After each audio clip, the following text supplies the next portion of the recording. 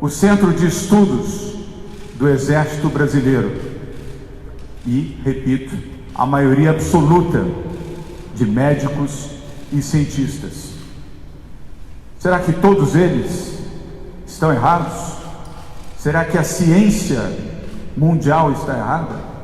Será que a Organização Mundial da Saúde está errada? Será que ministros e secretários de saúde de 56 países do mundo, que recentemente fizeram uma conferência com o diretor-geral da Organização Mundial de Saúde, recomendando o afastamento social, o isolamento e as medidas em que cada um desses países vem adotando respaldado na medicina e na ciência, estão todos errados? Será que um único presidente da República no mundo é o certo? É quem detém o poder, a capacidade, a ciência e o conhecimento para discordar do mundo que quer proteger vidas, do mundo que quer salvar pessoas. Um dos mais respeitados economistas do mundo, o professor Joseph Stiglitz, concedeu uma brilhante entrevista neste final de semana a um jornal de São Paulo. Ele é prêmio Nobel de Economia.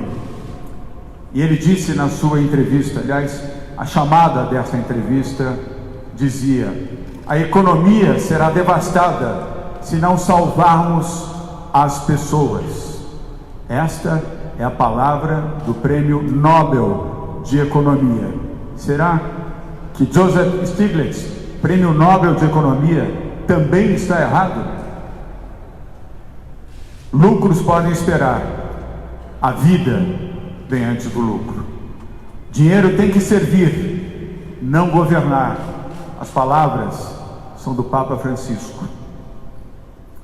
Aqueles que incentivam a vida normal, aqueles que pressionam o prefeito da capital de São Paulo, Bruno Covas, aqueles que me pressionam por WhatsApp, por telefonemas e por cartas, para que possamos agir contra os nossos princípios e contra os princípios da medicina, a eles eu pergunto: vocês estão preparados para assinarem os atestados de óbito de brasileiros? Vocês estão preparados para carregar os caixões com as vítimas do coronavírus? Vocês que defendem a abertura, que defendem aglomerações, que minimizam uma crise gravíssima que nós estamos, vão enterrar as vítimas?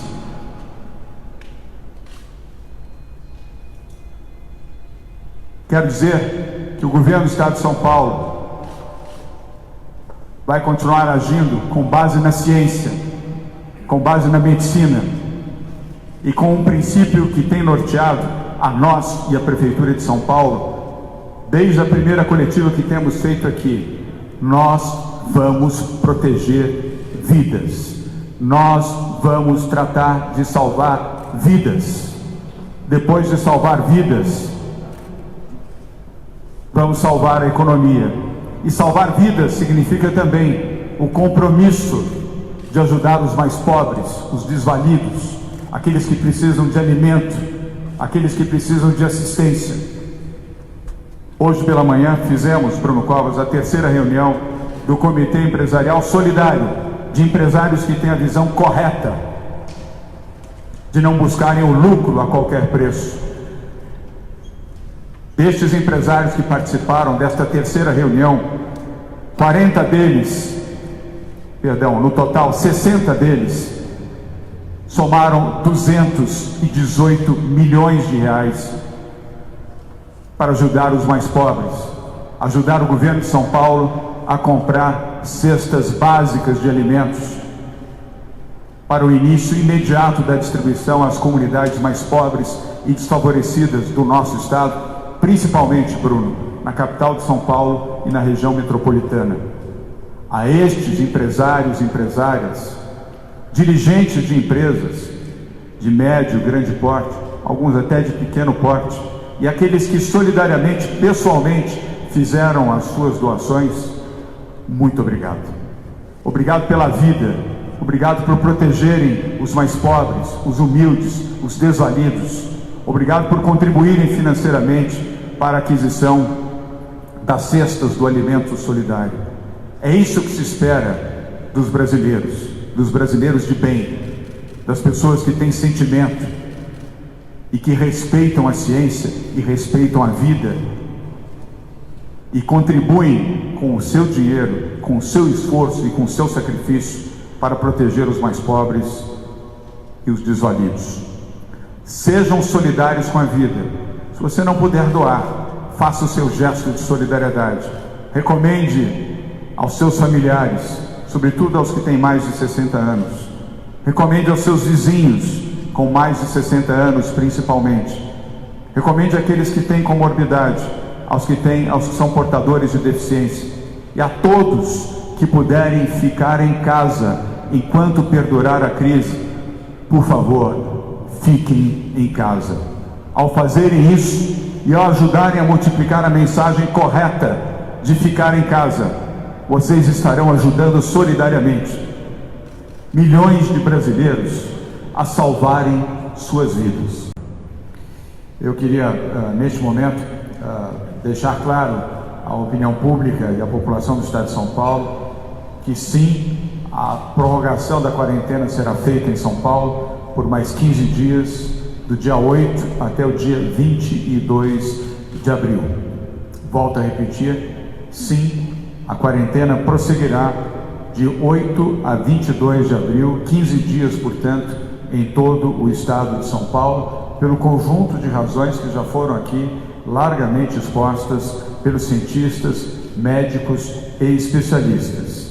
E ao passar a palavra para o prefeito da capital de São Paulo, quero recomendar também que prefeitas e prefeitos que estão nos assistindo aqui, pela TV Cultura, pela Globo News, pela CNN e por outras emissoras de televisão e ouvindo também por emissoras de rádio, vocês terão o dever, a obrigação de seguirem nas suas cidades a orientação do governo do Estado de São Paulo. Isto é constitucional, não é uma deliberação que pode ou não ser seguida.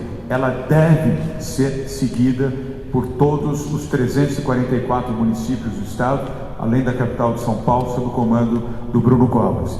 E devem exercer também, ao lado da Polícia Militar, o poder de polícia, se houver desobediência de qualquer natureza para esta orientação. Nenhuma aglomeração de nenhuma espécie em nenhuma cidade ou área do Estado de São Paulo será admitida.